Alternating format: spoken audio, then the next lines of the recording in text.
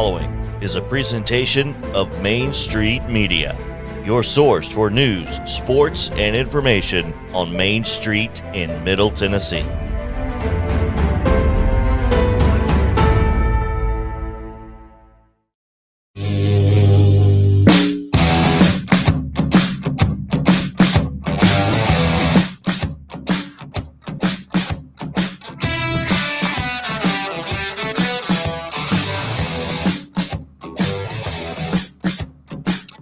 Hello, everybody. Welcome to the MSP North podcast, brought to you by the Tennessee Highway Safety Office.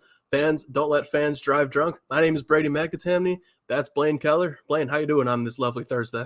I always talk about the weather, but when it's 76 degrees outside, there's no way not to mention it. All right. This is just an absolutely perfect day heading into Friday where you've got another one coming up.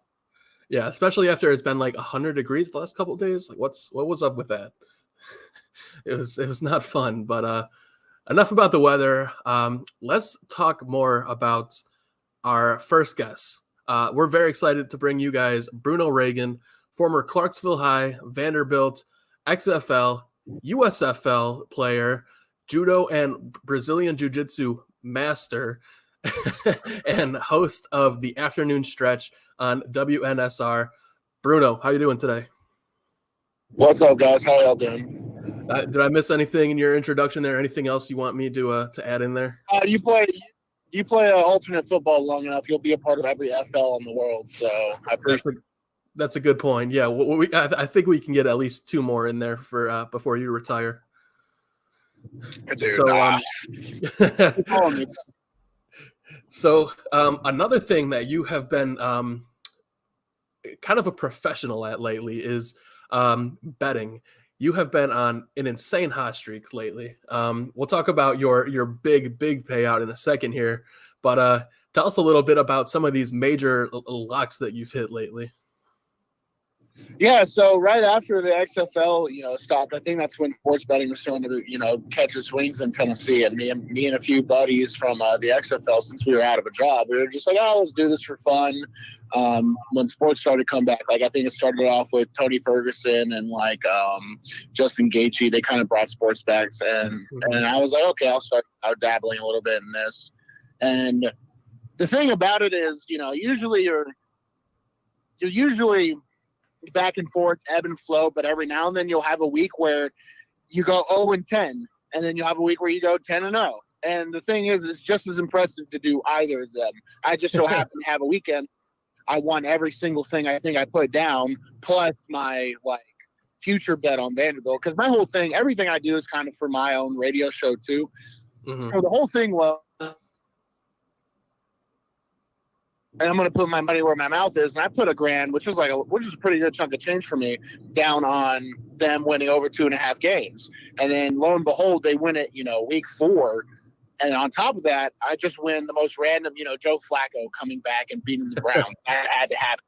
It was an absolute monster week. So much so that I had to remind everyone and myself, this is not a legitimate way to make money. It's just sometimes, dice rolls in your favor, and the only way to really make money is to pull out when you're up. So I've instantly, once I got that, I think I made $4.5K that weekend. I the limits back count, yeah, and I was like, okay, this is we're gonna play with this the rest of the season. So, well, yeah, you really had a lot of faith in your alma mater there in Vanderbilt getting over 2.5 wins. But the first 4 weeks of the season, I think most people looking at Elon, Hawaii, and Northern Illinois thought that, an SEC team could take those 3 down. You got a $1,500 payout almost out of that. Give us a lock heading into week 4 if this hot streak is going to continue. Oh, my gosh. So this is what I'm thinking, all right? I think the over of Florida is 60-something. This is because I always have to come up with my locks for this. So if you watch my show, you're basically going to hear this one. I've been thinking about it all week.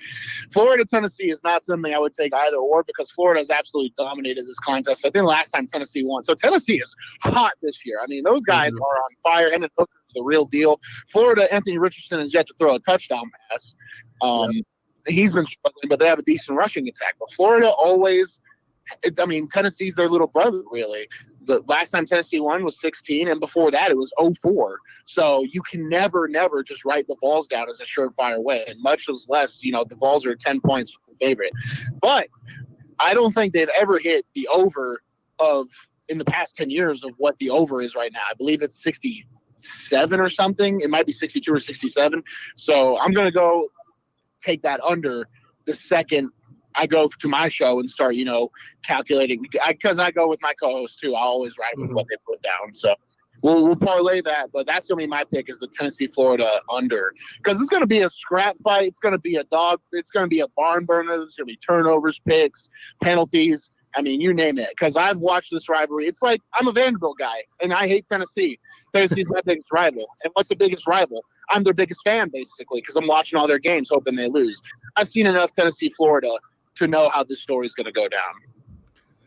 Yeah, it's definitely an interesting rivalry. I know a lot of Vandy fans, they're not going to consider Georgia, or rather UT fans are not going to consider like Georgia or Alabama a rival, because, they don't beat them. So Florida's definitely someone that they can look for. We're probably making a lot of UT fan enemies right now. But another school that you played for, another school that you're obviously going to be a big fan of, is Clarksville High. They're off to a 2-3 start right now. A couple losses against really good programs like Springfield and Beach. Have you been keeping up with Coach Shelby and the Wildcats at all? Yeah, I keep up with them because I actually do the Friday football show at our station too. So I host that. So I keep up with them every now and then. I'll like read off their scores, and they have played. I mean, Beach is a solid program. Springfield's really, really good right now. Mm-hmm.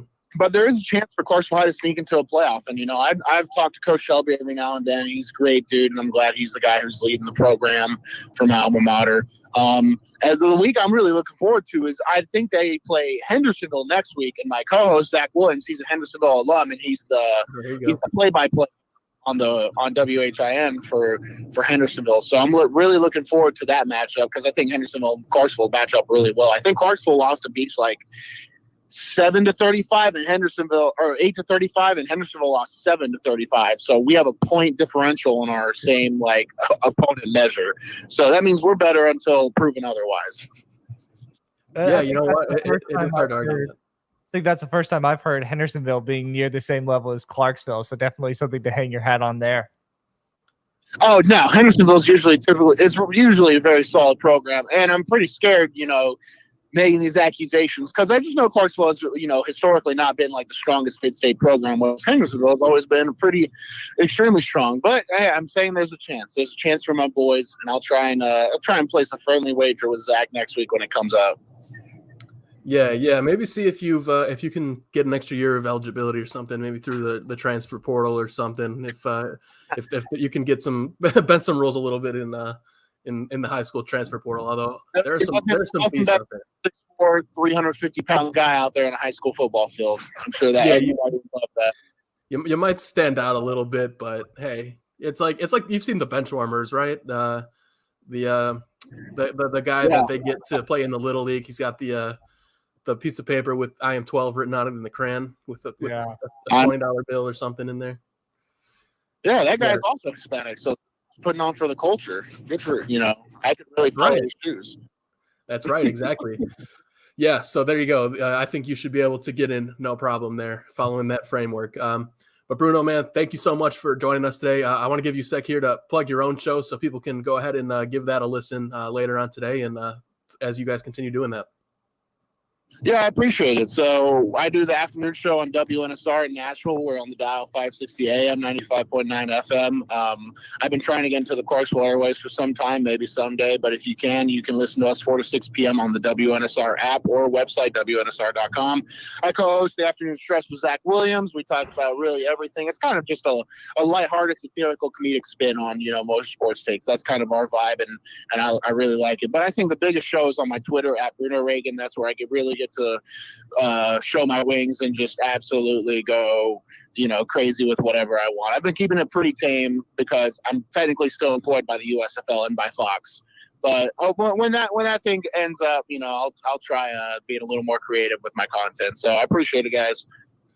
Yeah, thank you, Bruno. Of course, if you go to the Twitter, that's where you're finding the locks of the weekend. So if you want to I'm not going to say if you want to get rich because that's obviously a little irresponsible. But if you want to find the Lux, if you want to have a good follow, go follow Bruno on Twitter. Bruno, thanks for joining us, man. Thanks, guys. Have a good one.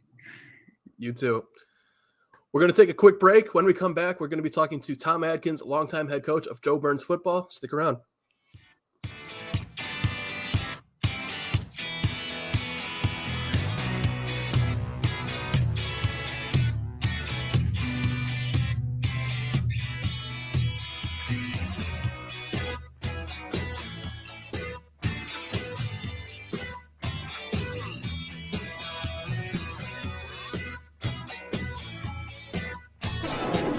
It's just a few cocktails at happy hour. It's just a few cocktails at happy hour. You really good try. There aren't any cops around. I didn't think there were any cops around. I drink and drive all the time.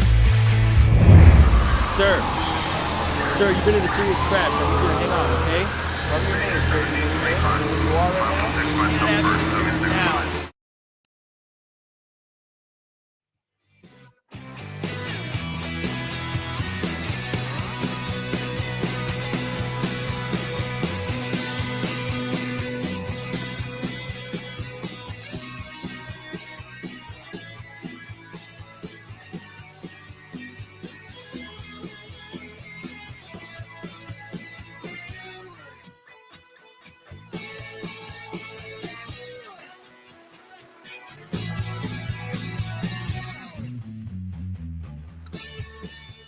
Welcome back to the MSP North podcast. I am Brady MacAtamney with my co-host Blaine Kellar.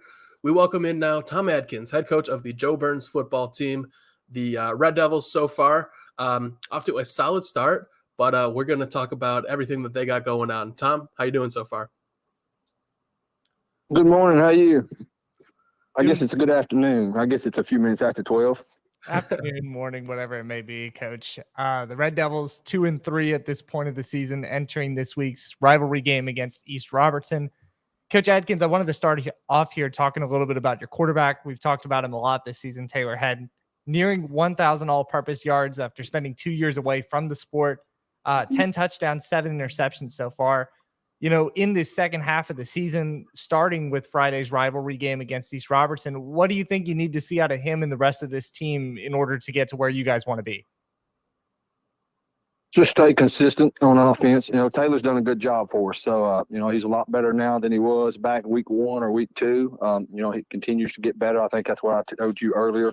Yeah, he makes plays for us. He helps us out. So glad to have him back out. Yeah, you guys are 1-1 in the region so far, but with it only being a 4-team region, you're in the playoffs anyway. So I'm interested what you look at when you're looking at the region standings, how important it is to get the difference between that 3 spot and that 2 spot, since you know, you're in anyway. But of course, I'm sure you would love to have that home game. Oh yeah, you always want to host, but you know, we're in a small region. That's the TWSAA plan. You know, they have us traveling all the way to Red Bull and Pickett, if Pickett was in our region. The reason, Pickett's playing a JV schedule this year and not participating in the region. I'm assuming they'll be back next year, as well as Trousdale's probably going to be coming down. I'd say they'll be in our region. So I expect them to be single A next year. But yeah, as far as the playoffs go, you know, we go west, or not west, we go east since 2017. I don't understand that move either. But anyway, we've been going west forever until 2017. So we go east, we go down to Chattanooga. So we went to Whitwell last year, round 1, got out of there with a win, and then went back to Gordonsville. Our 3 and 4 more than likely is going to play Whitwell and South Pitt. South Pitt beat Whitwell last week, so South Pitt's probably going to be 1 out of that region. Whitwell's probably going to be 2 out of that region. So that's where our 3 and 4 is going. Our 1 and 2 would host probably Copper Basin, Lookout Valley, Sale Creek, one of those. And then the way the setup is, you know, region 3 and 4 will stay together until there's 1 team left. That's how the playoffs have always been. So only 1 team will eventually come out of 3 and 4. Yeah, Coach, as you mentioned last year, you guys were the 3 seed and had the opportunity to upset Whitwell in that road game. Coach, you've been doing this for a long time. You're in year 29 now, and that's actually the longest tenured coach of any Class 1A program. When you kind of think about that, and I know you're in the top 10 among all classifications for longest tenured coach in Tennessee high school football. What keeps you going in this? I mean, obviously everybody wants to keep a job as long as they can, but what motivates you to keep doing this entering almost year 30? Yeah, I still enjoy what I do. So I even tell my kids, if you get up in the morning and you dread going to work, whether it's teaching, coaching, whatever you're doing, if you don't enjoy it, then I would find another occupation. So it's just eventually going to wear you down if you're dreading going to work every day. So, I'm not dreading going to work every day. So I still enjoy doing what I'm doing. This is where I grew up. So Adams and Cedar Hill, that's kind of home for me.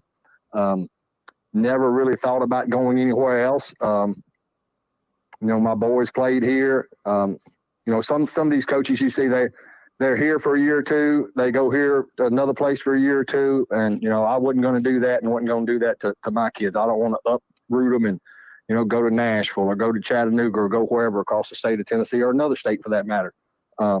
Adams and Cedar Hill has always been home to me. And, I'm satisfied being right here. And what kind of challenges does it have, or maybe benefits, entering a program that you've established for such a long time? Obviously, you guys have had a couple of runner-up appearances in the state football playoffs, but kind of establishing something for as long as you have done. What kind of benefits do you think that has entering the year that you're in now? Well, there's some consistency in the program, and I don't mean that far as wins and losses, just far as what the kids expect and the program in general. I've always said it's hard to build a program wherever you're at in any sport if you're changing coaches every 2 or 3 years. It doesn't matter how good that one coach is or how bad you think that one coach is. If you're going to change coaches every 2 or 3 years, it's hard to build a program like that. So we've been fortunate enough to be here. And the kids understand the system. We've been we'll tweak it depending on the talent level we have and what we have, whether we're going to run more, throw more, jet more, whatever. Just, we'll tweak the offense depending on, like I said, what talent we have and what type of kids we have. But for the most part, we're doing what we've been doing. And of course, you've got a big rivalry game this Friday, as we mentioned. It's the match in the patch between East Robertson and Joe Byrns. East Robertson's won the last 5, but over the past 2 decades, it's kind of swung the pendulum in one way or the other. Give us a preview of this year's game and what you guys need to do to be successful in it. Okay. I think they've won the last 4, but who's counting? But anyway, yes, I think your stats are wrong there. But anyway, they have won the last 4. They're very talented right now. They're very talented. They can run the ball, they can throw the ball. The Cook kid does a good job managing their offense for them. They've got the Prince kid back at running back. One of the Groves, number 4, and I don't know all their names. I just know they've got several Groves. They've got about as many Groves kids as we've had Atkins kids a few years back. So you got to keep up with where they're at because Coach Brooks will move them around. So you've got to be set on defense, and we've got to play our technique. And I've said that we've got to tackle well. Last week against Clay, we didn't tackle well at times. And football, it doesn't matter what offense you're running, what defense you're running. It's going to come down to blocking and tackling. You got to be able to block, and you got to be able to tackle. And we've got to tackle better than we did last week. We've got to maintain the line of scrimmage. Last year, I think we turned it over a couple of times, one on the first play of the game, and then I think we're in the red zone. We're down inside the 10 one time. Maybe with an opportunity to cut that to a 1-score game. I think it was 14-0 at the half or 2 scores, some 13-14, but somewhere around that. You can't turn the football over. We got to do a better job up front, and we've got to tackle better and keep up with where their playmakers are because they've got several of them. Absolutely. Well, Coach, you've got a better memory than I do. I was wrong there. The last 4 have gone to East Robertson. We appreciate your time and best of luck on Friday, Coach. Hey, thank you. Thanks, Tom. Oh, Blaine, tis getting called out live. I know, live on the air. I think his assessment of East Robertson saying they've got They're several Groves kids is a pretty accurate one. I think that's a pretty good way to describe East Robertson right now. But Blaine, that's enough for our interviews today. We're going to take one more final break for the show. When we come back, as usual, one thing, player of the week, game of the week. Stick around.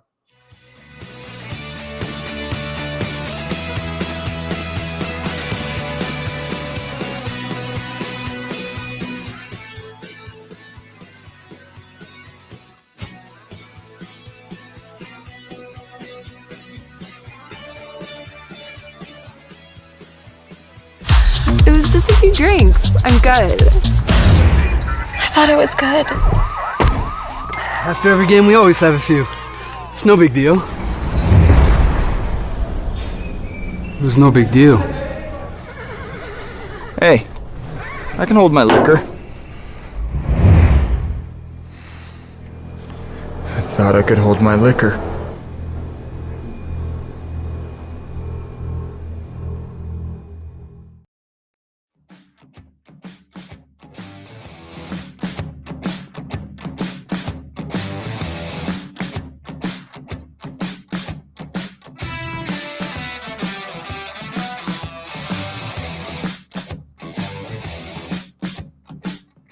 What do you guys think of the shorter commercial breaks this week? That less commercials, more Brady and Blaine. Can't complain about that, right?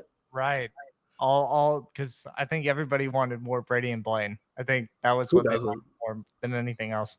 I mean, you can't complain about that, right? Let's kick off our one thing segment. Blaine, as always, why don't you start us off? Absolutely. You mentioned there right before the break. Every week it seems like we're talking about a Groves player from East Robertson. Last week, it was Taylor Groves and his contributions with Ole Miss football. This week, it's Sean Groves. I talked with him after their 42-0 win over previously undefeated Harpeth.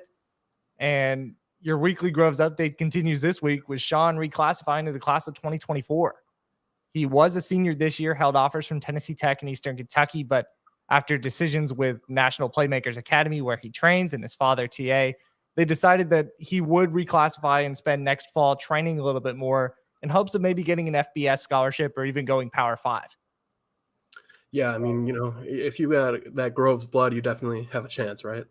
Yeah, absolutely. Yeah, so looking at my first one thing, I want to look at Rossview Soccer. People who are following me on Twitter or read online or in the newspaper that just came out today, the Main Street Clarksville newspaper, that was hitting newsstands in your mailboxes today. Rossview Girls Soccer on Tuesday beat Clarksville High for the first time in 10 years. It was an absolutely insane game. I shared a picture of my heart rate that my Fitbit was keeping track of, and it spiked a couple of times because that game was just absolutely insane. Went into overtime. Good, wasn't done in overtime. Finished in a shootout, and Rossview got the win. We're going to talk more about the player of the game from that in a little bit here, but just an absolutely incredible game for Rossview Soccer. They were celebrating that like they won the championship, and well deserved, because those girls were, in elementary school last time Rossview beat Clarksville. Yeah, I'll need to retract some of my words from last week. I think maybe Connie Castleman and the Hawks heard what I said and saying that, maybe District 13 AAA volleyball can be competitive, but girls soccer hasn't been in years past. So then, of course, Rossview and West Creek go and share a tie for the district championship in the regular season, which makes Clarksville third. Is that right? I believe that would make West Creek third because Clarksville has the head-to-head over them. So is it a three-way sharing of a championship? So I don't know how the three-way tiebreaker works, honestly. Yeah. I just know that through some kind of magic or something, Rossview was actually first. So they will be the top seed in the tournament. Clarksville, I believe, will be number 2. West Creek, I believe, will be number 3. I'm not completely certain on that, but from what I've seen, I believe that's how it works out. Yeah, just the main point of that, I got to retract words from what I said last week. I think they heard what I said and had to flip it around. So. Mm-hmm. So looking at my second one thing, it's going to be Northeast football. They on Friday lost to Portland by 1 point for the second year in a row. I mean, you can't really make that up, can you? They're obviously a good football team. had a pretty nice comeback in that game against Portland. Portland, of course, a pretty good team again this year, usually are pretty solid. But losing that game just by 1 point for a second straight year, I mean, you just know that has to sting, especially when that's basically a game for what we would assume to be third place, as those teams are kind of the third and fourth best teams behind Springfield and Henry County. Yeah, Wesson, and credit to that guy at Portland High School. He's doing great things for that program and really making sure that they almost all but locked down that number 3 seed in 7-5A. Let me talk about a school and a sport that I haven't mentioned all year. Probably most people in the Mid-State haven't mentioned altogether. Dayspring Academy, a small private school based in Greenbrier, bringing men's volleyball back to the Mid-State. Nolensville was the first program to bring it out in 2017, followed by Summit and Ravenwood, who they played against in that year. It's gained some traction in East Tennessee, but in the Mid-State, it's kind of died down since its debut 5 years ago. And now, Dayspring, the school with under 200 students, is fielding one of 2 men's volleyball teams. This and Madison Academy play against each other for, I think, 2 or 3 games the entire season. So I think that's really interesting. It's a sport that's kind of growing.